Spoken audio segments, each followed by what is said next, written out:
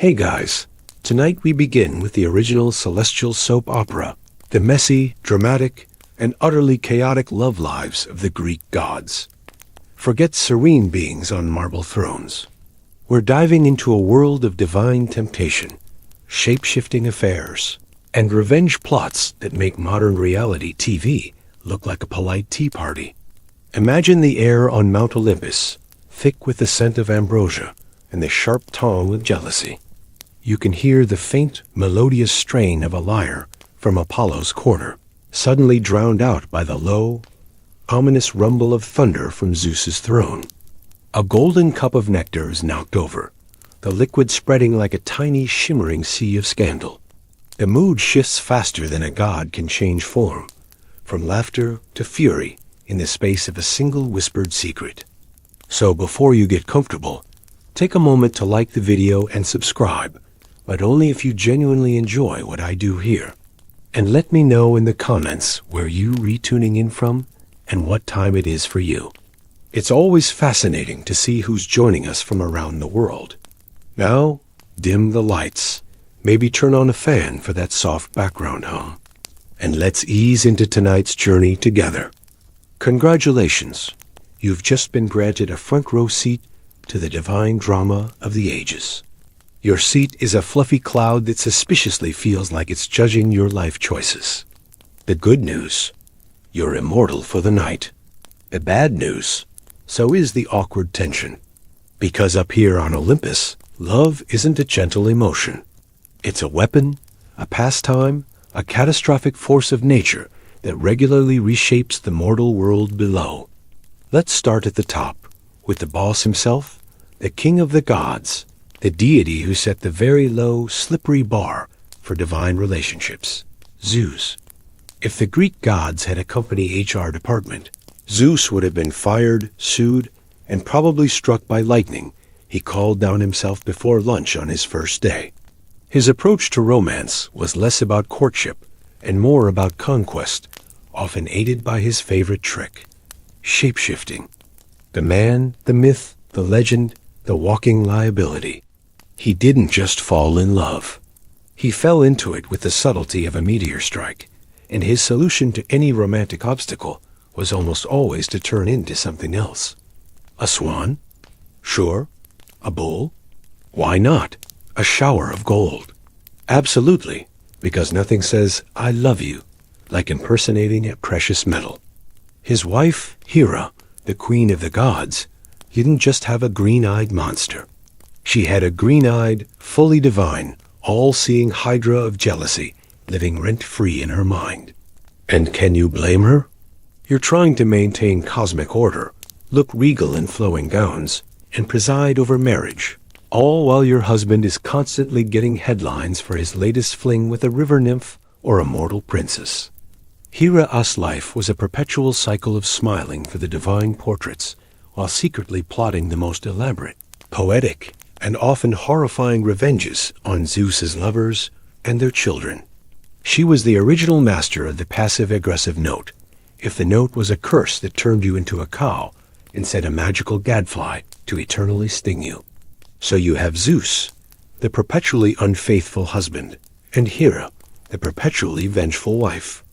This is the foundational relationship of the entire Greek pantheon. This is the model. This is the template for love and marriage that all the other gods grew up watching. Is it any wonder everything was so messed up? The atmosphere on Olympus was permanently charged with this energy. You could feel it. The moment Zeus's eyes wandered, which was approximately every other second, the air would grow heavy and still. The laughter of the muses would die down. Even the ever-flowing wine from Hephaestus's magical cups seemed to taste a little sour. Everyone was waiting for the other sandal to drop, because when it did, it wasn't just a domestic spat. It was a cosmic event. Hera's wrath didn't stop at the golden gates of Olympus. It cascaded down to the mortal world, a divine punishment raining down on some poor, unsuspecting woman who probably just wanted to mind her own business. Imagine you're Io, a beautiful mortal princess. One day, you're enjoying a stroll. The next, Zeus takes a liking to you, and in a panic to hide you from Hera, turns you into a beautiful white heifer. Then Hera, who is not fooled for a second, generously asks for the heifer as a gift. Now you're a cow, owned by your lover's furious wife, who assigns the 100-eyed giant Argus to watch your every move forever. Your life is now a never-ending cycle of chewing cud and being stared at by a creature who never sleeps. It's the ultimate nightmare. And this was just a Tuesday for Zeus. The man's resume of romantic entanglements reads like a wildlife documentary crossed with a list of natural disasters. There was Leda, whom he approached as a swan. Let's pause on that. A swan. The logistics alone are baffling.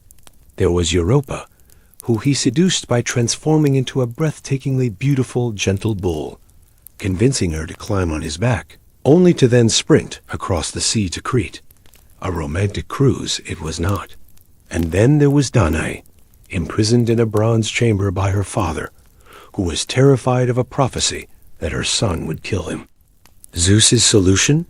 He turned into a shower of gold, seeped through the cracks in the ceiling, and 9 months later, the hero Perseus was born. It was creative. You have to give him that. But it was also utterly disruptive. These weren't harmless flings. Each divine affair had consequences that rippled through mythology, creating heroes, triggering quests, and starting wars. And through it all, Hera watched, her anger a slow-burning fuse connected to the powder keg of Olympus. She couldn't punish Zeus directly. He was the king, and his power was ultimate, so she punished everyone else in his orbit. She made Heracles' life a living hell, driving him to madness and forcing him into his famous 12 labors. She harassed Leto, mother of Apollo and Artemis, so relentlessly that no land would allow her to give birth. She turned Callisto into a bear for catching Zeus's eye. Hera was the goddess of marriage, and by the gods, she was going to make an example of anyone who threatened the sanctity of her own, even if her own husband was the one constantly kicking down the doors. This is the backdrop. This toxic, glorious, explosive dynamic is the stage upon which all other divine relationships played out. It set the tone. It taught the other gods that love was power, that possession was key, and that jealousy was a fuel that could burn for centuries. So as you recline on your judgmental cloud, remember, you're not just watching gods. You're watching the world's most powerful, immortal, and deeply dysfunctional family, and their messy love lives are about to rewrite history, one disastrous affair at a time. Continuing on from the royal dysfunction of Zeus and Hera, we find that their terrible example didn't exactly inspire restraint in the next generation. No, it gave them a playbook. And nowhere is this more spectacularly evident than in the story of the goddess of love herself, Aphrodite, whose marriage was less a sacred union and more a divine prank gone horribly wrong. From the toxic foundation of the king and queen's relationship, we descend into a drama of infidelity, cunning, and public humiliation that would forever define the messy intersections of love, war, and craftsmanship. So, Aphrodite, born from sea foam, a literal personification of beauty and desire, so breathtaking that the other gods immediately decided she was too dangerous to leave unmarried. But instead of letting her choose, they saw a political opportunity, or worse, a joke. They married her off to Hephaestus, the god of the forge, a brilliant artisan, but also the only Olympian who was lame, covered in soot from his eternal work at the anvil. Now, Hephaestus was kind, inventive, and responsible for every beautiful object on Olympus, from the thrones to the palaces. But he wasn't Ares, the god of war, who was all chiseled abs, violent charisma, and the strategic depth of a puddle. This, of course, was the worst possible match for the goddess of desire. You can't chain the ocean, and you can't tell Aphrodite who to love, or, more accurately, who to sneak around with. Almost immediately, she began an affair with Ares. Think about the dynamic. The beautiful, vibrant goddess, trapped in a marriage to a husband who preferred the clang of hammers to whispered sweet nothings, finding solace in the arms of the brutal, exciting god of conflict.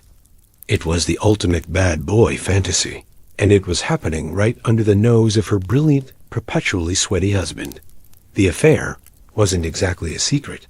The sun god, Helios, saw everything from his chariot in the sky. The gossip among the nymphs was relentless. But Hephaestus, for a long time, seemed to be the last to know. He was down in his forge, probably creating a self-stirring ambrosia pot, or automated servant, completely oblivious to the fact that his wife was using his own bed for her trysts with the god of warfare. You have to feel for the guy. He's making the world's most beautiful jewelry for her, and she's off trading it for a few thrilling moments with a man whose primary personality trait is aggression. But here's the thing about Hephaestus. He might have been physically slow, but his mind was a razor. He wasn't just a blacksmith. He was the original engineer, the master of complex, elegant solutions. And when he finally found out, perhaps from a snickering satyr or a helpful, anonymous tip from another god, he didn't confront them. He didn't challenge Ares to a duel he'd inevitably lose. No, he did something far more brilliant and far more devastating. He planned. He went back to his forge, not in a rage, but with a cold, focused determination. The fires burned hotter. The metal sang under his hammer with a new purpose. He wasn't crafting a trinket. He was crafting revenge. And what a revenge it was. He created a net. But this wasn't just any net. This was a net made of unbreakable, nearly invisible strands of bronze, so finely woven it was like spider silk, but with the tensile strength of a dragon's tendon. It was a masterpiece of metallurgy and malice. He told Aphrodite he was going away for a few days to his workshop on Lemnos, a classic ploy. Then he set the trap.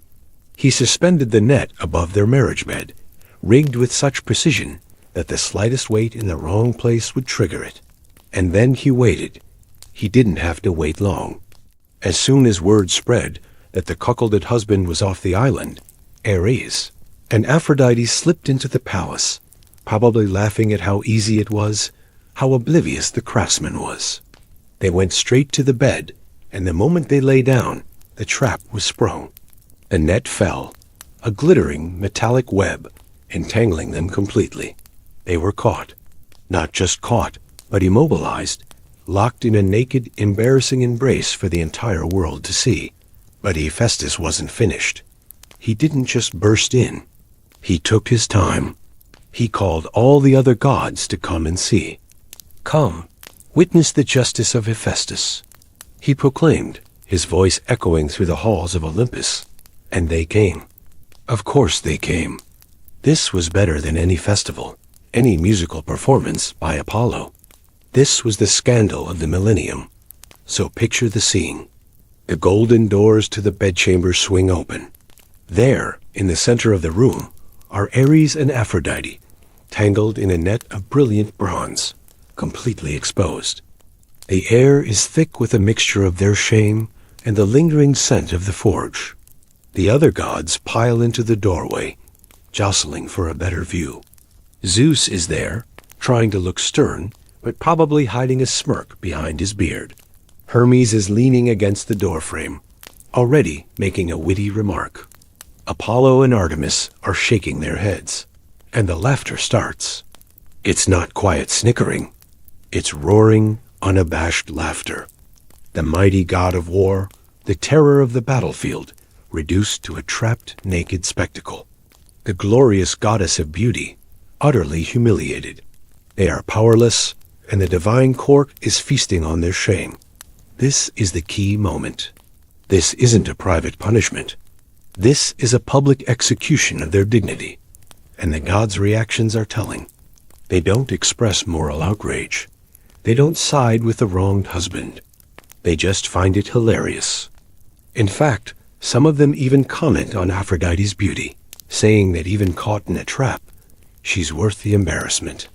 Hermes, the trickster god, famously quips that he'd gladly trade places with Ares, even tangled in chains, for a chance to be next to Aphrodite. The message is clear. On Olympus, desire trumps fidelity every time. The spectacle is the point. Hephaestus has won, but it's a Pyrrhic victory. He has proven his point, demonstrated his genius, and exposed the affair for all to see. But what does he get? The laughter eventually dies down. Poseidon, somewhat embarrassed for all involved, persuades Hephaestus to release them. Ares, humiliated and furious, storms off to Thrace, probably to take out his rage on some unsuspecting battlefield. Aphrodite, also shamed, flees to her sanctuary in Paphos to recover. And Hephaestus? He's still the cuckolded husband. He's proven his intelligence, but he hasn't won back his wife's affection. If anything, he's made his marriage an even more frozen, hostile wasteland. The net was a brilliant tactical move, but a strategic failure in the long war of his relationship. This entire saga, from the initial mismatch to the very public fallout, tells you everything about love among the gods. It's about possession, jealousy, and power far more than it is about affection or companionship. Aphrodite, the embodiment of love, is trapped in a marriage without it.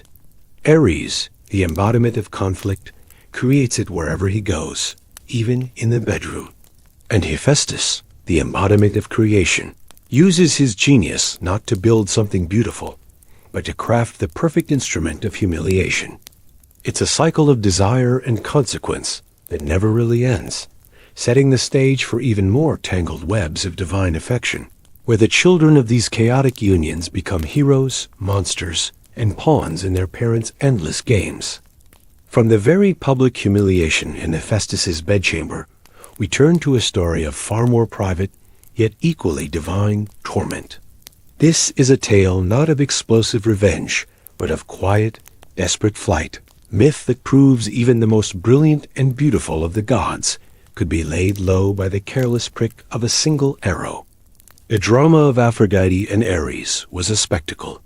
What happens between Apollo and Daphne is a tragedy written in sunlight and leaves, a reminder that unrequited love in the hands of a god isn't just heartbreaking, it's metamorphic. Our scene opens not with lust, but with pride. Apollo, the god of the sun, music, prophecy, and frankly, himself, is riding high. He's just slain the great serpent Python, and he's feeling, well, glorious.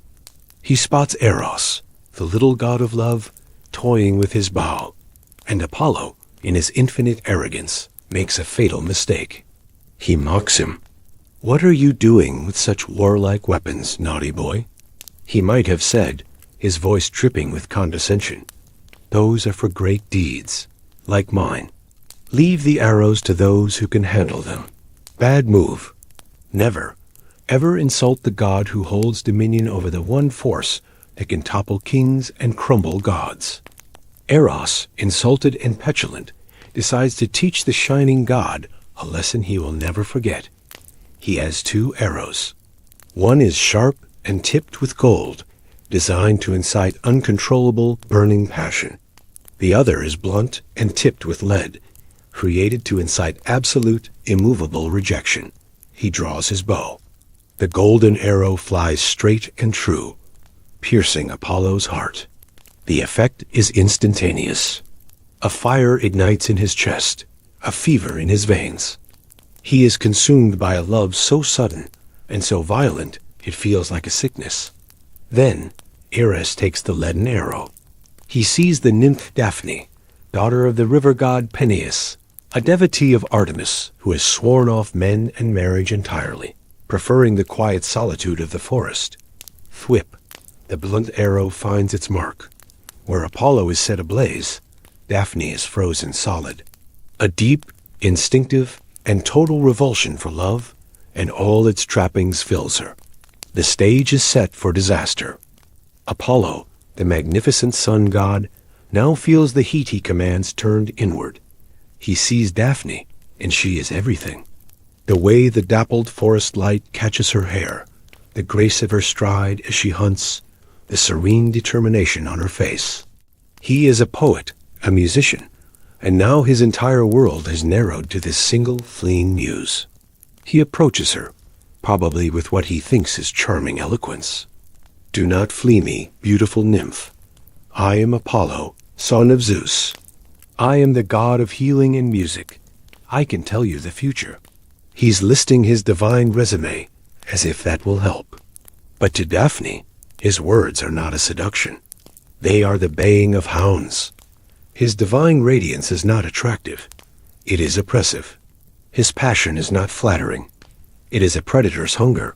She doesn't hear a god professing his love. She hears a threat. So she runs.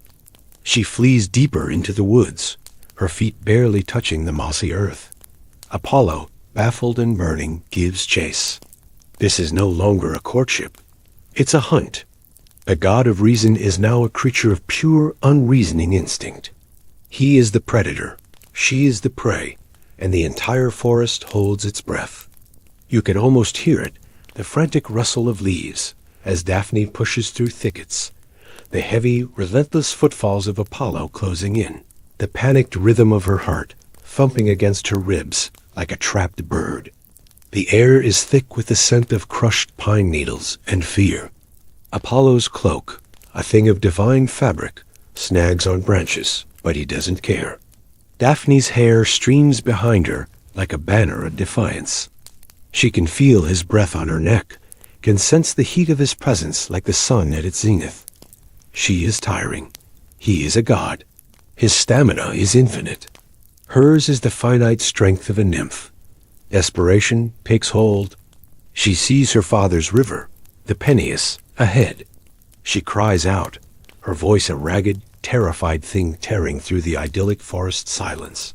"Father, help me. If your rivers have any power, destroy this beauty that has pleased too well."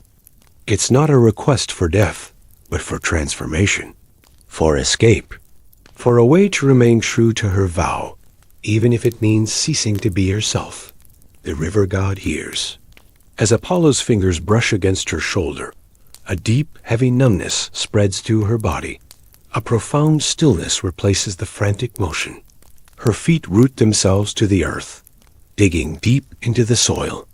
Her soft skin hardens, turning into rough, textured bark. Her arms stretch upward, becoming branches. Her flowing hair transforms into a canopy of dark, glossy leaves. Where the beautiful nymph Daphne once stood, there is now a laurel tree, graceful and trembling slightly in the breeze. Apollo skids to a halt, his arms closing not around the woman he desired, but around the rough trunk of a tree. The heat of his passion meets the cool, unyielding reality of bark. He can still feel her heart beating, a frantic pulse trapped within the wood, but it is fading, slowing, synchronizing with the slow, ancient rhythm of the forest. The fire in him is doused not by water, but by a cold, vegetative truth. He has lost. He stands there, for a moment, the mighty god humbled by a tree. But Apollo, ever the poet, cannot let the moment pass without a grand, tragic gesture. He embraces the tree, pressing his cheek against the bark. "If you cannot be my bride," he whispers, his voice thick with a loss he barely understands, "you will at least be my tree." He declares that the laurel will forever be sacred to him. Its leaves, never fading, will crown the heads of victorious generals, triumphant athletes, and great poets. It will be a symbol of eternal, unfading glory, born from eternal, unfading desire. It's a beautiful sentiment, really. He takes a terrible, traumatic moment of violation and rejection and tries to spin it into a symbol of triumph. But let's be clear, it's a consolation prize. He didn't get what he wanted. He got a tree, and Daphne? She achieved her ultimate goal. She escaped. She kept her vow. She evaded the possession of a god, but at the cost of her own form, her own freedom of movement. She is forever rooted to the spot, forever an object of Apollo's devotion, whether she wants it or not. It's a Pyrrhic victory for them both. This myth is the dark flip side of the explosive scandals we've seen. There's no laughter here, no public shaming. It's a quiet, brutal lesson in the consequences of divine ego and the cruelty of enforced love. Apollo learned that not even a god can command affection. Daphne learned that the only way to say no to a god might be to stop being altogether. And Eros, the little boy god, proved he was the most powerful being on Olympus, able to bring the sun itself to its knees with a single well-aimed shot. The messy love lives of the gods aren't just about who is sleeping with whom. They're about power, possession, and the profound, often destructive impact of desire when it is entirely one-sided. And this pattern of pursuit, transformation, and eternal remembrance is a thread that will weave through countless other myths, each one a testament to the fact that for the Greeks, love was rarely a gentle dawn. It was more often a violent, life-altering storm. From the solitary tragedy of Apollo and Daphne, we descend into the earth itself, to a story that is perhaps the most foundational of all, a myth that explains the very turning of the seasons and introduces a love story that is, at its heart, a story of abduction, grief, and a hard-won compromise that shakes the cosmos. This is the tale of Hades and Persephone, a relationship that begins not with a whispered compliment or a golden arrow, but with the earth itself, cracking open in a chariot of dread and dark desire. It's a messy love that literally divides the world. The stage is set not in the golden halls of Olympus, but in a sun-drenched Sicilian meadow. Persephone, daughter of Demeter, the goddess of the harvest, is not just any young goddess. She is Kore, the maiden, the very embodiment of spring's youthful bloom. She is picking flowers, roses, lily, crocuses with her friends, the ocean nymphs. The air is sweet with nectar and the sound of girlish laughter. It's a perfect, innocent scene. But beneath their feet, in the profound, silent darkness of the underworld, Hades, king of the dead, has taken notice. He is the most isolated of the gods, ruling a realm of shades, surrounded by eternal twilight. And he is lonely. He sees this vibrant, living girl and is seized by a desire so potent it overrules all ancient laws and familial courtesy. He doesn't send a message to his brother Zeus to ask for her hand. He doesn't court her. He plans. He asks Zeus in a quiet moment, and Zeus, the perpetually unhelpful father, gives a vague, non-committal assent, probably without even thinking about it. And with that passive permission, the trap is set. On that fateful day in the meadow, the ground trembles. Not a violent earthquake, but a deep, groaning shudder, as if the earth is taking a breath it will never release. Then, with a sound like a mountain splitting in two, the soil ruptures. From the chasm, a chariot of blackest obsidian, pulled by 4 steeds as dark and silent as midnight, erupts into the sunlight. At its reins is Hades himself, clad in shadow, his presence sucking the warmth from the air. The flowers wither at his approach. The nymphs scatter, screaming, their voices swallowed by the sudden void. Hades doesn't say a word. He doesn't make a speech. In one swift, brutal motion, he scoops up the terrified Persephone. Her scream is cut short as the earth seals itself above them, leaving only a scar in the meadow and the fading echo of her fear. The light is gone. The warmth is gone. The scent of flowers is replaced by the cold, mineral smell of deep stone and the faint, distant whisper of countless lost souls. This is her new reality.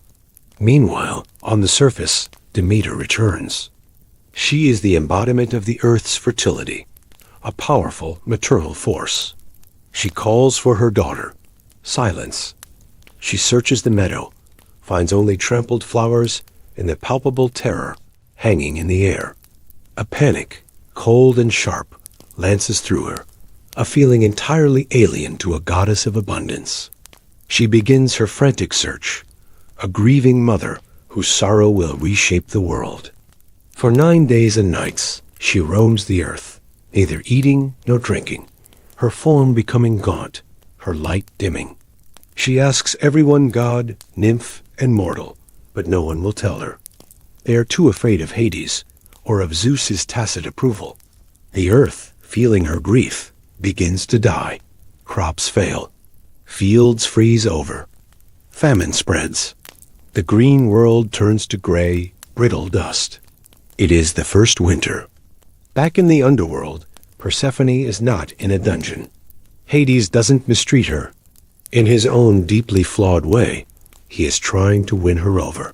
He gives her the finest quarters in his palace of gloom, offers her jewels of Stygian ice, food from the dead, but she refuses it all.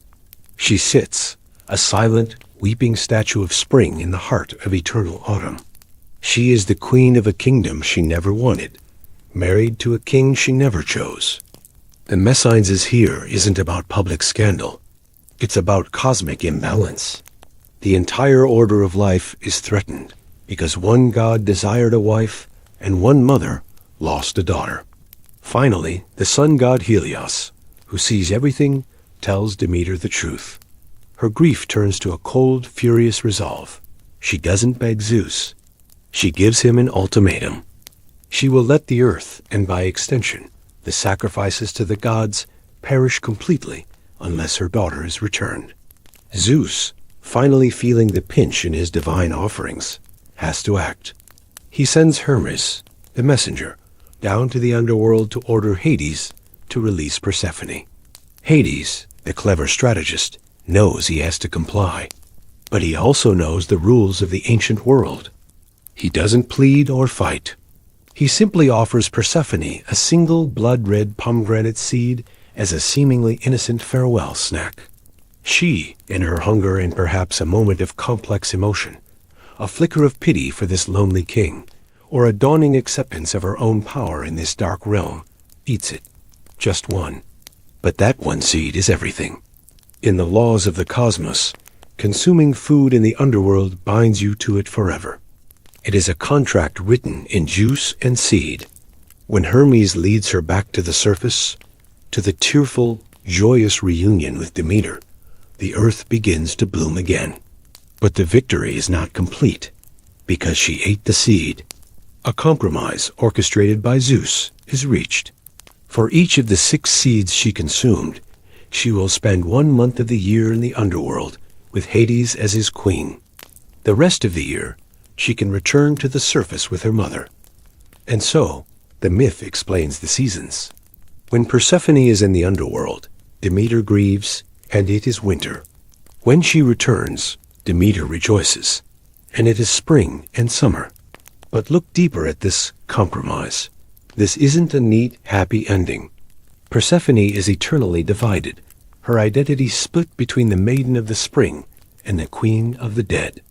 She is the only Olympian with a foot in both worlds. Her relationship with Hades is the most complex of all. It began with violence, yes, but over the eons, in the unique silence of the underworld, it evolved.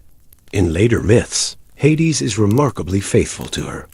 There are no tales of his mistresses, no nymphs he chases. Persephone grows into her power, becoming a feared and respected queen in her own right, a goddess of haunting and rebirth. Theirs becomes a marriage of strange, dark stability, born from the messiest of beginnings. It's a love built on a foundation of abduction and a snack of symbolic fruit, a relationship that forced the entire world to change its rhythms to accommodate its messy, painful, and ultimately enduring reality. From the cosmic compromise of Hades and Persephone, we turn to a story that inverts the entire divine power dynamic. This is a tale not of a god pursuing a mortal, but of a mortal woman, whose beauty is so profound it threatens to dethrone a goddess, and whose love for an invisible husband becomes a legendary trial of trust, betrayal, and ultimate redemption. It's the myth of Psyche and Eros, a messy love that proves sometimes the gods are just as vulnerable, just as insecure, and just as capable of being wounded by love as any human. Our story begins not with a god's desire, but with a mortal's fatal flaw, being too beautiful. Psyche, a mortal princess, is so breathtakingly gorgeous that people begin to neglect the altars of Aphrodite, the actual goddess of beauty. They travel from distant lands, just to gaze upon Psyche, offering her the prayers and garlands meant for the Olympian. You can imagine the scene. in Aphrodite's temple. The incense grows cold. The gold leaf on the statues begins to dull without the caress of devoted hands. The silence is deafening. And Aphrodite, the embodiment of vanity itself, is not just annoyed. She is incandescent with rage. The sheer gall of a mortal girl, a mere flicker of life, outshining her eternal, divine radiance? Unthinkable. This is a threat to her very identity. So in a fit of pique that would define the rest of Psyche's life, Aphrodite summons her son, Eros. The plan is simple, cruel, and classic. She commands him to go and make Psyche fall in love with the most vile, disgusting, repulsive creature he can find. A broken old man, a monstrous beast, something that will make a mockery of her beauty and return the worshippers to their rightful goddess. Eros, the good soldier, flies down to do his mother's bidding. He hides in Psyche's chamber, a quiver of arrows at his side, waiting for the perfect moment to strike. Psyche, meanwhile, is miserable. Her beauty has become a curse. She is a spectacle, not a person. Men admire her, but no one dares to love her. She seems too divine, too untouchable. Her parents, desperate, consult an oracle who gives a terrifying prophecy. She is destined to marry a monster that even the gods fear. She is to be taken to a remote mountain peak and left there for her fate. It's a death sentence, dressed up as a wedding. So they lead her in a funeral procession to a windswept cliff. The air is cold, biting. The rocks are sharp beneath her thin sandals. She is left alone, listening to the mournful wind, waiting for the monster to claim her. But the monster never comes. Instead, the west wind, Zephyrus, himself gently lifts her from the peak and carries her, trembling and terrified, down into a hidden, sun-drenched valley. He deposits her not before a cave, but at the steps of a palace so magnificent it makes her father's S-castle look like a shepherdess hut. The doors are gold, the floors are mosaic, the fountains run with crystal-clear water. But there is no one there. The place is empty, silent. A voice, soft and melodious, seems to emanate from the air itself. It tells her the palace is hers, that invisible servants will attend to her every need, that she is safe, and that her husband will come to her, but only at night and in total darkness. She must never, ever try to look upon him. This is the condition. This is the price of this paradise. Psyche, exhausted, terrified, and utterly bewildered, agrees. Night falls. In the profound blackness of her chamber, a presence arrives. She cannot see him, but she can feel him a warmth, a solidity, a voice that speaks to her with such tenderness and intelligence that her fear begins to melt away. This is no monster. This is a thoughtful, gentle, and deeply passionate partner. Their conversations in the dark are the stuff of dreams. He is her invisible husband, and she, for a time, is content. She has companionship, luxury, and a love that feels real, even if it is faceless. But the human heart is a curious thing. Contentment is a fragile state, and it's easily shattered by two powerful forces, loneliness and doubt. Her sisters, who had mourned her as dead, managed to find their way to the cliff. Zephyrus, following his master's orders, brings them down for a visit. They see her incredible palace, her jewels, her life of ease. And instead of being happy for her, they are consumed by a green, venomous jealousy. They begin to plant seeds of doubt. Why won't he show himself? They whisper, their voices like serpents in her ear. He must be a hideous monster, a serpent who will devour you once you are with child. He is fattening you up, my dear sister. You must take a lamp and a dagger. You must see his true face, and if it is a monster, you must strike first. The seeds take root. The paradise begins to feel like a gilded cage. The silence of the palace becomes oppressive. The tenderness of the night feels like a trick. The Messines here is internal a battle between trust and fear, between the evidence of her husband's love, and the poisonous whispers of her own family. That night, her heart pounding a frantic drum against her ribs, she makes a decision that will change everything. She rises from their bed. Her husband, Eros, for of course, it is him, the very god sent to curse her, who instead pricked himself with his own arrow and fell madly in love sleeps deeply beside her. She lights a small oil lamp. The flame flickers, casting long dancing shadows across the room. She holds her breath. She creeps closer. The dagger is cold and heavy in her other hand. She raises the lamp, and the golden light spills over the form on the bed, and what she sees is not a monster. It is the most beautiful being she has ever laid eyes on. Curled golden hair, skin that seems to glow with a soft, internal light, and beside him on the bed, his bow and a quiver of arrows. This is no beast. This is the god of love himself. In her shock, her hand trembles. A single hot drop of oil falls from the lamp onto Eros's shoulder. He wakes with a cry of pain and betrayal. The look in his eyes is not of anger, but of a profound, heart-shattering hurt. "You doubted me," he says, his voice barely a whisper, but it echoes through the palace like a crack of thunder. Love cannot live where there is no trust. And with those words, he is gone. The palace vanishes. The gardens wither. Psyche finds herself standing alone in a barren field, the cold dawn breaking over the mountains, the dagger still in one hand, the empty lamp in the other.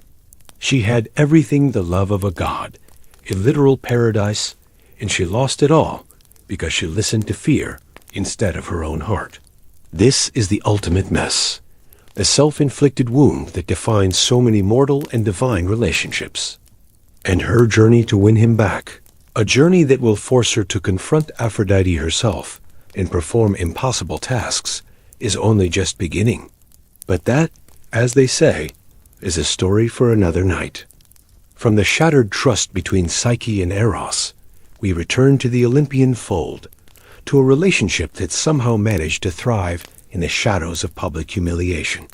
This is the story of what happened after the long-term, chaotic, and strangely productive affair between Ares, the god of war, and Aphrodite, the goddess of love.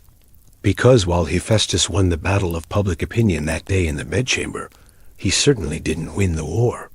This is a tale of forbidden passion that refused to die, producing a brood of children who personified the very essence of their parents' tumultuous union, and proving that sometimes the messiest relationships are also the most creatively fertile. So Ares and Aphrodite, publicly shamed, utterly humiliated, the laughingstock of Olympus for a solid divine week.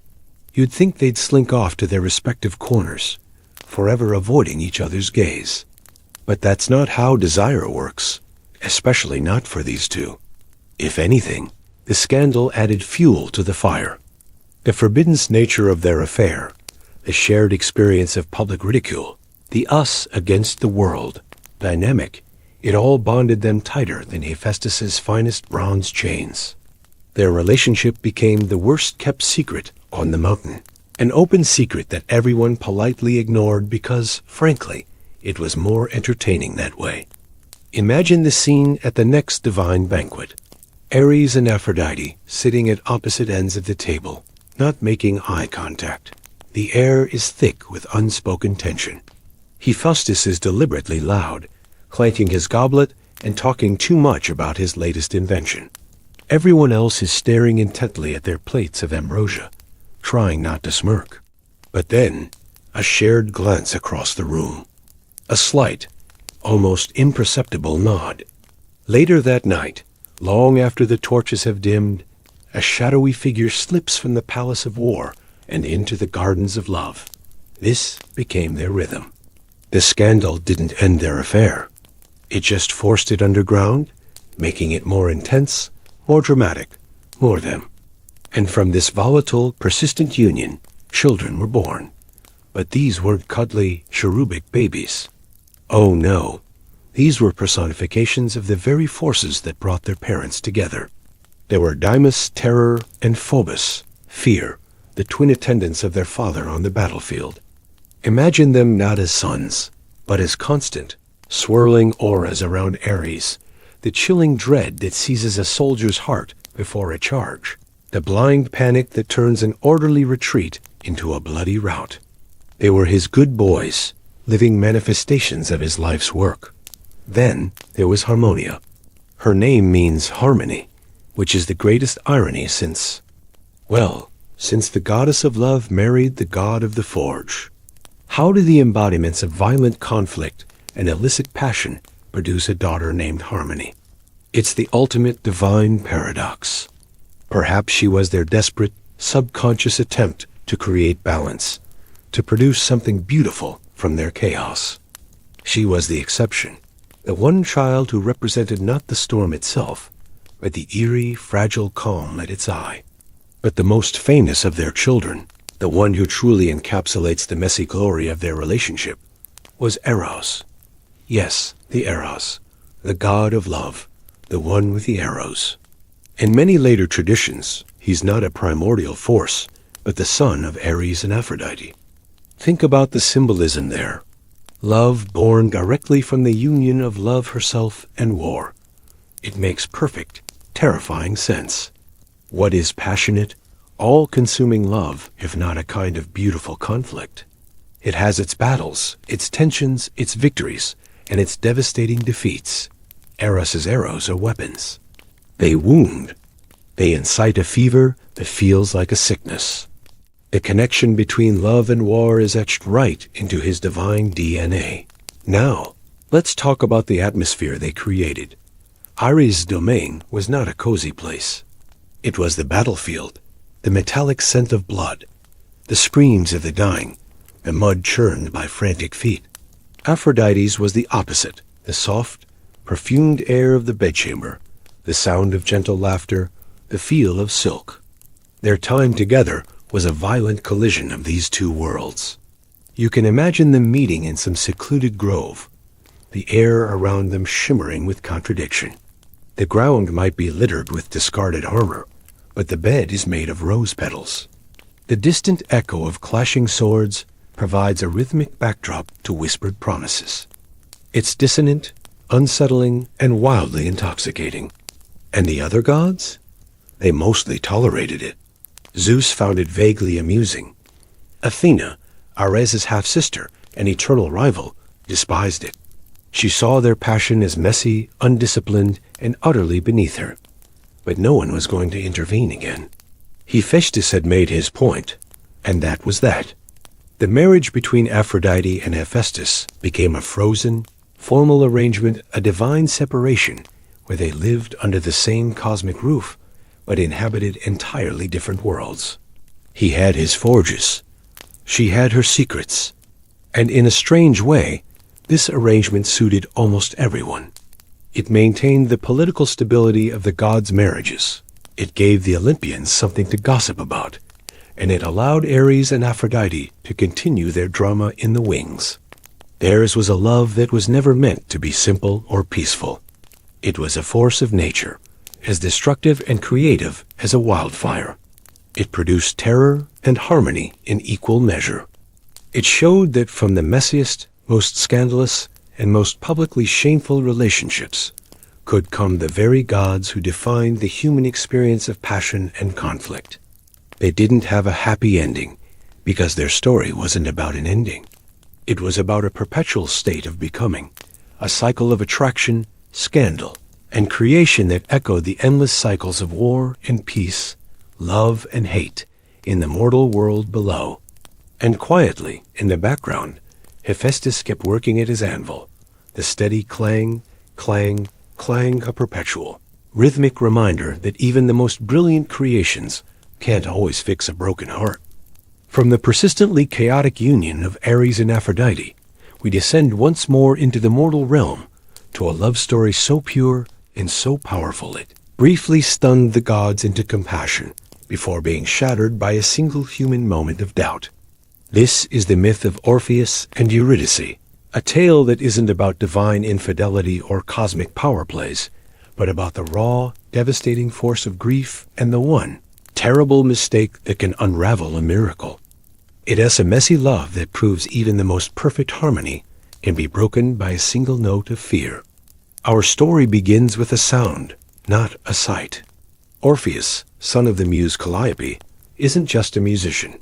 He is music given human form. When he plays his lyre, rivers change their course to listen. Trees uproot themselves and shuffle closer. Wild beasts lie down at his feet, their ferocity washed away by the melody. His music doesn't just entertain, it rewrites reality. And then he meets Eurydice, a dryad of the forests, whose grace is like the movement of wind through leaves. Their love is immediate, deep, and as natural as the sunrise. It's a harmony, a perfect duet between two souls. Their wedding is a celebration filled with music and laughter, a brief, golden moment of mortal bliss. But in Greek mythology, happiness is always a temporary condition.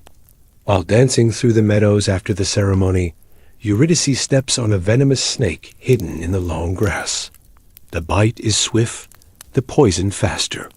The music of their life together ends in a single, sharp gasp. One moment she is there, vibrant and laughing. The next she is gone, her spirit whisked away to the silent, gray fields of the underworld. Orpheus is left holding nothing but the fading warmth of her hand and a silence so profound it feels like a physical blow. His music dies in his throat. The world itself seems to grieve with him. But Orpheus is not like other men. His grief is not a passive thing. It is a fuel. He cannot accept this ending. He makes a decision that is both brilliant and insane. He will go to the underworld itself and bring her back. He doesn't pack a sword or provisions. His only weapon is his lyre. His journey to the realm of Hades is a descent through layers of dread.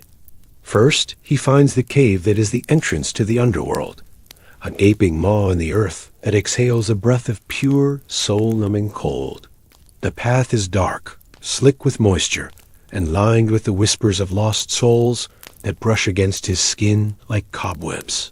He encounters Cerberus, the three-headed hound of hell, a beast whose barks are like the sound of rocks grinding together. But Orpheus doesn't fight. He plays. He closes his eyes and lets his fingers find the strings. The music that pours forth is not a triumphant march, but a song of such profound, aching sorrow that it could make the stones themselves weep. It's a melody woven from every memory of Eurydice's smile, every moment of their happiness, every empty second of his loss. The music fills the cavern. Cerberus, who has known only fury and obedience, hears this strange, beautiful pain. The great heads droop.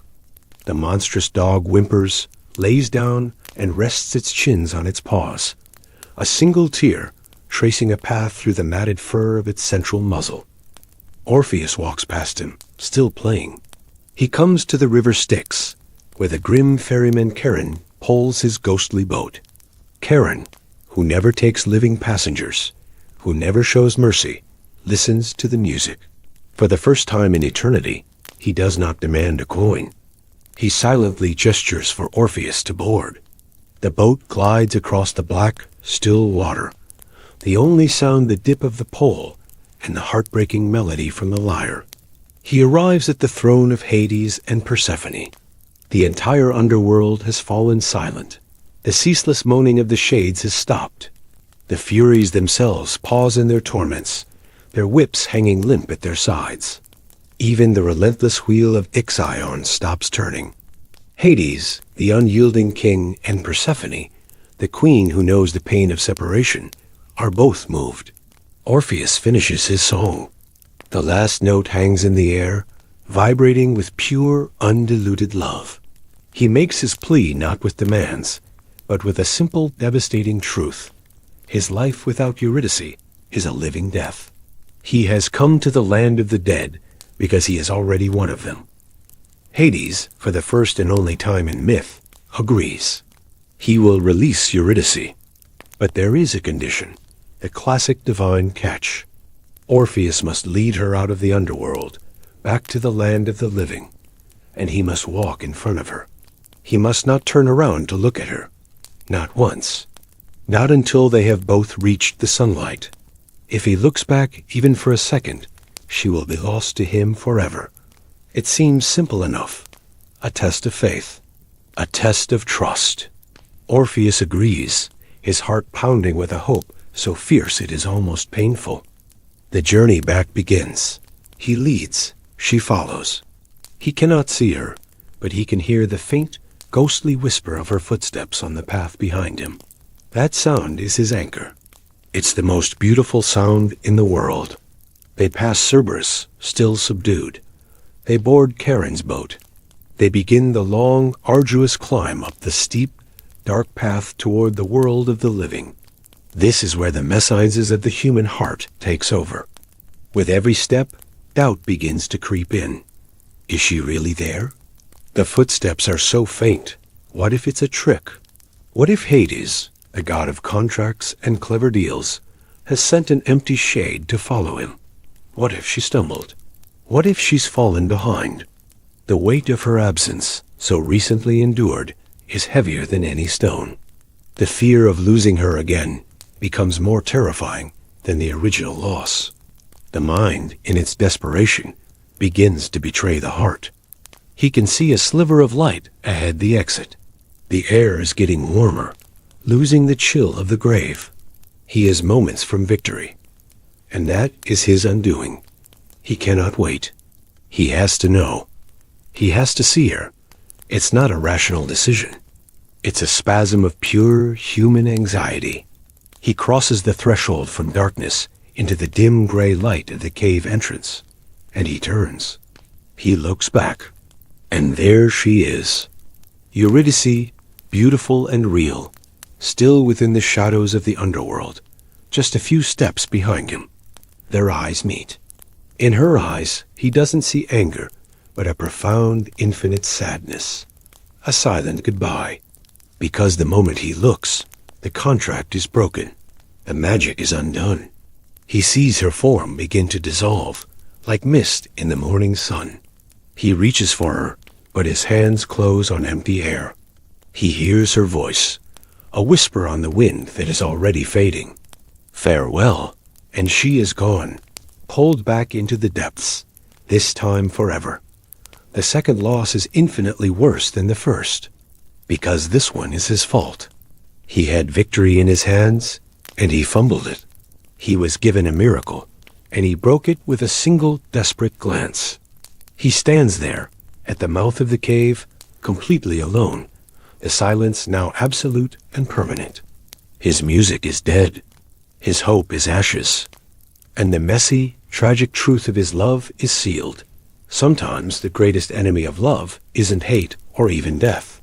It's the simple, human, unbearable need for reassurance. From the tragic, backward glance of Orpheus, we turn to a story that flips the script entirely. A tale not of desperate love, but of fierce, proud independence and the clever, magical trickery required to break it.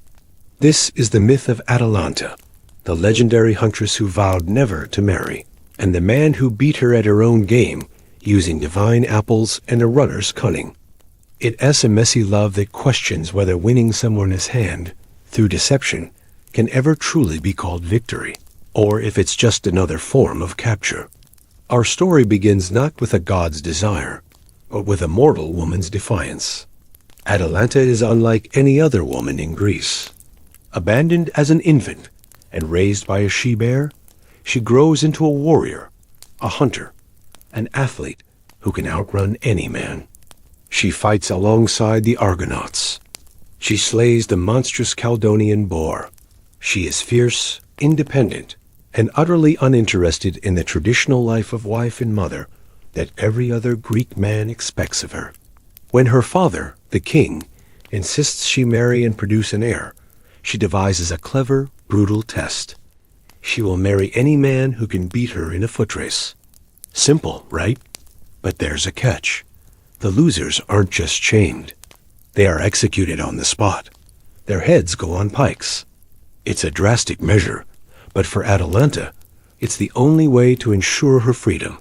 She knows no man can outrun her. The starting line becomes a death row. Young men from across Greece line up, lured by her beauty and the challenge, their confidence quickly turning to terror as they realize the truth of her speed. The dust of the racetrack is stained with blood. The air is thick with the metallic scent of it, mixed with the sweat of fear. You can hear the crowd as roar turn to a collective gasp as she effortlessly passes each hopeful suitor, her feet barely touching the earth, her focus absolute. She is in her element, free and untouchable. Enter Hippomenes, or in some versions, Millennium.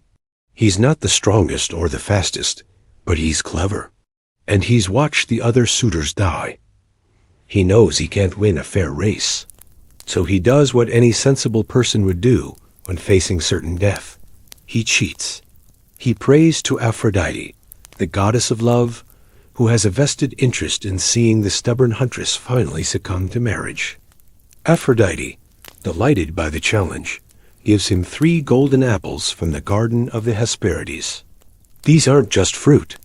They're objects of pure, irresistible desire, glowing with an otherworldly light. The plan is set. The race begins. Atalanta bursts from the starting line like an arrow, a blur of motion and determination. Hippomenes is already behind. But then he rolls the first apple. It doesn't just fall. It arcs through the air, a shimmering sphere of sunlight, landing directly in her path. It gleams. It calls to her. For Atalanta, who has never wanted anything but her own freedom and the thrill of the hunt, this object represents a new kind of desire. It's beautiful. It's rare. It's a prize. Her focus, once unbreakable, wavers. She hesitates for a fraction of a second, then swerves, stooping to grab the glittering fruit. That moment is all Hippomenes needs. He gains ground. She, now clutching the apple, surges forward again, her speed undeniable. She closes the gap easily. He throws the second apple, this time farther to the side. Again, that golden flash catches her eye. Again, she breaks her stride, lunging for the apple. The crowd is screaming, but she can't hear them over the pounding of her own heart and the allure of the gold. He pulls ahead once more. She is faster, so much faster, but these interruptions are like stones in a river, disrupting her flow. The finish line is in sight. Hippomenes is tiring, his lungs burning. Atalanta is a force of nature bearing down on him. He has 1 apple left. This is his final gamble. He doesn't just drop it. He puts everything into the toss, sending it on a wild, unpredictable bounce. It's a risk. If she ignores it, he's dead. But she doesn't. The third apple, the most beautiful of all, rolls tantalizingly off course. Her hand twitches. Her eyes flick from the finish line to the apple, from victory to desire. In that split second, she makes a choice. She goes for the apple. And as her fingers close around the cool, smooth gold, Hippomenes crosses the finish line. The crowd erupts. He has won. She has lost. She stands there, breathless, holding 3 golden apples and a future she never wanted. The Messides here is profound. Did she lose the race, or did she choose the apples? Was she tricked, or did a part of her, perhaps a part she never acknowledged, want to be caught? Aphrodite's magic didn't force her. It tempted her. It introduced a new variable into her perfectly controlled world of speed and survival. Hippomenes didn't win through superior skill or strength. He won through divine-assisted distraction. He exploited a potential crack in her armor, a flicker of curiosity for something other than the hunt. So, they marry. But this is Greek mythology, and happy endings are rarely that simple.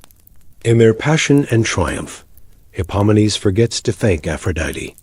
He takes his victory for granted, and the gods do not tolerate ingratitude. In a brutal twist, Aphrodite, or in some versions, Zeus or Cybele, punishes them by transforming them into lions, yoking them to the chariot of the mother goddess.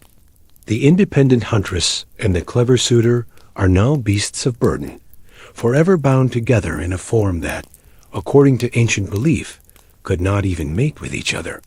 It's a cruel, ironic end. Atalanta, who valued her freedom above all else, is now eternally chained. Hippomenes, who wanted to possess her, now shares her captivity.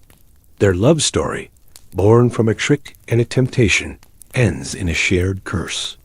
The myth of Atalanta is a messy commentary on love, freedom, and choice. It asks whether being won is the same as being conquered. It wonders if desire for an object can be a gateway to desire for a person.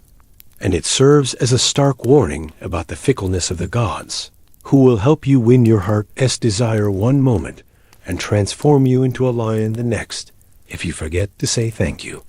In the end, Atalanta's race wasn't just against suitors. It was against the very expectations of her world, against the magic of the gods, and against the hidden, complicated desires of her own heart. And in that race, there were no true winners, only different kinds of loss. From the starlit tragedy of Artemis and Orion, we descend into a much more terrestrial, yet equally convoluted, drama of betrayal, abandonment, and unexpected upgrade. This is the story of Ariadne, the Cretan princess, who made the worst possible trade in history, her family her home, and her kingdom for a flaky hero's promise, only to be left snoozing on a beach before receiving the ultimate consolation prize. It's a messy love that involves string, a monster, a nap, and a god who knew a good thing when he saw it abandoned. Picture the scene on Crete. The air is thick with salt and fear. The monstrous minotaur, half man, half bull, paces in its labyrinthine prison, a maze so complex its own architect needed wings to escape. Every 9 years, the sound of weeping fills the harbor as Athenian tributes, young men and women, are delivered to be devoured. Among them is Theseus, the supposed hero of Athens, all swagger and determination. And watching from the palace walls is Ariadne, daughter of King Minos. She's trapped in a gilded cage, surrounded by the oppressive weight of her father's cruel power and the constant, lowing roar of her half-brother, the monster. She sees Theseus, this bold foreigner, and sees not just a man, but an escape pod. It's less love at first sight and more desperation at first glance. She makes him an offer. She'll give him the means to survive the labyrinth and kill the Minotaur, if he takes her away from this island and makes her his wife. It's a business deal, a hostage negotiation with her own life as the ransom. Theseus, not one to look a gift princess in the mouth, agrees. So she hands him the famous ball of string. It's not just twine. It's her lifeline, her ticket out. She stands at the entrance of the labyrinth, one end of the thread clutched in her sweaty palm as Theseus, the other end tied to his wrist, disappears into the dark, throaty maw. The air from the labyrinth smells of damp stone, old blood, and something distinctly animal. You can hear the Minotaur's snorts, echoing off the confusing walls, a horrifying sonar in the darkness. She waits. The tension is a physical thing, coiling tighter and tighter with every foot of string that plays out from her hand. Then a tug, then another. A signal. He's alive. He's slain the beast. He's following the thread back. He emerges, covered in gore and glory, and they flee. They board his ship with the other freed Athenians and set sail under the cover of night, stealing away from her home, her identity, everything she's ever known. For a few days, it must have felt like a triumph. She's free. She's with a hero. The sea air has never smelled sweeter. But then they stop at the island of Naxos, perhaps for fresh water, perhaps for a rest. And this is where the Messines reaches its peak. Ariadne, exhausted from the adrenaline and the escape, falls into a deep, trusting sleep on the sandy shore. The waves lap gently. The sun is warm. She dreams of Athens, of being a queen. And while she sleeps, Theseus makes a decision. He gives the order. The sailors quietly push the ship back into the water. They raise the sail, and they leave. They just leave her there. Why? The myths are murky. Was he ordered by a god? Did he just have a change of heart? Was she, now that the adventure was over, simply too much baggage? A reminder of a messy, bloody deal? Perhaps he realized showing up in Athens with the daughter of his city, his longtime tormentor, might not be the political masterstroke he imagined. Whatever the reason, he abandons her. She wakes up alone. The sound of the sea is no longer liberating. It's isolating. The sand that felt soft now feels like a prison. Her hero is a speck on the horizon, growing smaller until he vanishes entirely. She has nothing. No family, no home, no husband, no string. She is utterly, completely stranded. This is the ultimate betrayal, the core of the mess. She traded a monstrous half-brother for a heroic one, and found them to be remarkably similar in their capacity for cruelty. But just as her despair reaches its deepest point, a new presence arrives, and it's not another hero. It's a god. Dionysus, the god of wine, ecstasy, and ritual madness, finds her there, weeping on the beach. And he doesn't see a used-up princess or a political liability. He sees a woman wronged, a spirit ripe for liberation. His entrance isn't like Theseus. There's no swagger, just a palpable shift in the atmosphere. The air grows warm and sweet with the smell of fermenting grapes and crushed ivy. The faint, intoxicating sound of flutes and drums seems to emanate from the trees themselves. Where Theseus offered a shaky promise, Dionysus offers a divine reality. He doesn't need to conquer her. He sees her worth.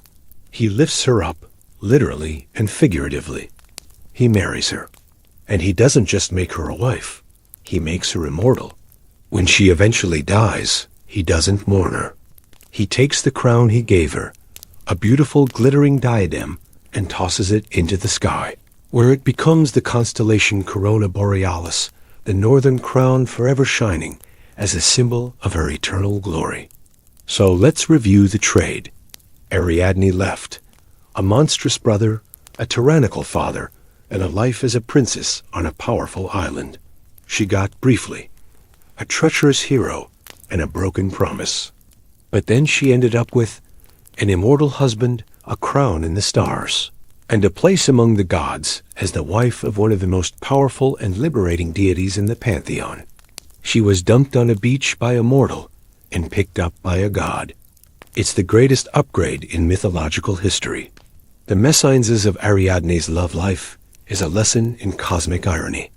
It shows that a relationship born from desperation and convenience can lead to the most profound abandonment. But that such abandonment can sometimes be the prelude to an unimaginable promotion. Theseus' loss was Dionysus's gain, and in the end, Ariadne didn't just find a better man. She transcended men altogether and became a goddess. Sometimes, being left on the beach is the best thing that can ever happen to you. From Ariadne's divine upgrade on the shores of Naxos, we finally pull back the lens to look at the entire glorious dysfunctional tapestry we've been weaving. We've journeyed from the toxic foundation of Zeus and Hera's marriage to the starlit tragedy of Artemis and Orion, from the clever net of Hephaestus to the desperate glance of Orpheus. This isn't just a collection of stories.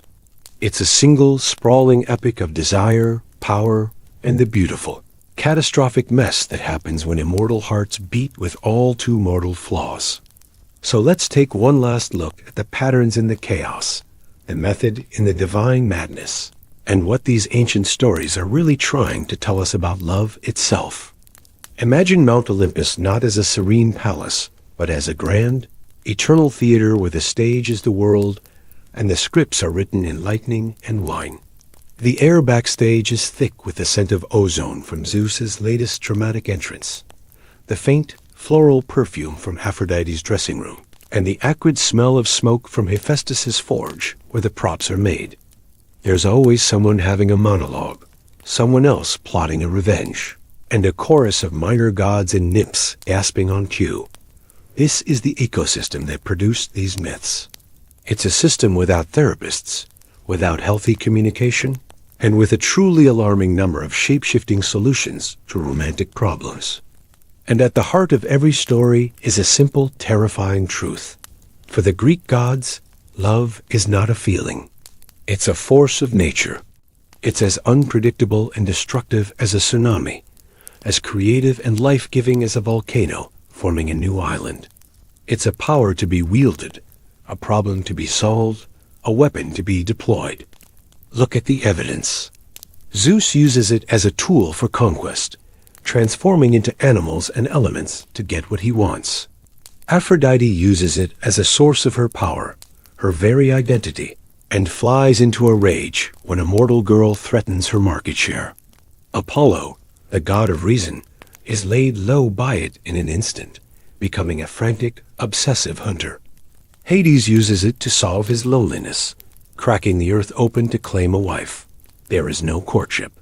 There is only catalyst and consequence, and the consequences are never small. A goddess' bad day doesn't mean a pint of ice cream and a sad movie. It means a mortal is turned into a spider, a constellation is hung in the sky, or the entire world is plunged into winter, because a mother is grieving. The scale of the mess is always cosmic. This is why these stories endure.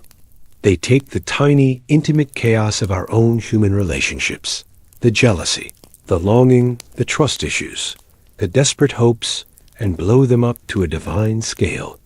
When you feel a pang of insecurity, you might check your partner's phone. When Hera feels it, she sends a plague of gadflies to torment a woman across the continent. When you feel heartbroken, you might listen to sad songs. When Orpheus feels it, he marches into the land of the dead and makes the rulers of eternity weep. Our messes are private. Their messes are the stuff of legend, of seasons, of constellations. But within all this divine drama, there are startling glimpses of poignancy, moments where the gods seem startlingly, painfully relatable. Hephaestus's humiliation isn't just about being cuckolded. It's about the brilliant, lonely person crafting the perfect revenge to prove their worth, only to find it doesn't fill the emptiness. Psyche's doubt isn't just a plot device. It's the universal human terror that something too good to be true might actually be just that. Orpheus's glance back isn't stupidity. It's the unbearable weight of hope, the human need for reassurance that becomes its own undoing. In these moments, the gods are us. They are our flaws, our fears, and our desperate loves, amplified by infinity and projected onto the heavens. So what's the final lesson in this decade of divine dysfunction? That love is chaos. It's messy, unfair, painful, and often ends in someone being turned into a tree or a constellation. But it's also the most creative, transformative, and powerful force in the universe. It builds palaces and labyrinths, inspires music that can tame hellhounds, and forges bonds that can literally change the face of the world. The Greek gods didn't have happy endings because they were busy having interesting ones. Their love lives were never about finding perfect, peaceful harmony. They were about the drama, the passion, the creation, and the destruction. They were about life in all its glorious, complicated, and often ridiculous mess. And as you sit here now, having witnessed it all, the betrayals, the tricks, the triumphs, and the tears, maybe your own life's messy relationships don't seem quite so chaotic. Because at least you probably, Haven, had to explain to your partner why you turned their ex-lover into a cow. The gods were a mess, but they were our mess. And their stories, whispered for thousands of years, are a comfort. They tell us that love has always been this complicated, this painful, this beautiful, and this utterly, magnificently worth the chaos. So the next time you find yourself in your own personal romantic labyrinth, just remember, you have a thread. You might not have a ball of magical string, but you have your own story to navigate. And who knows? If you play your cards right, you might even get a constellation out of it in the end.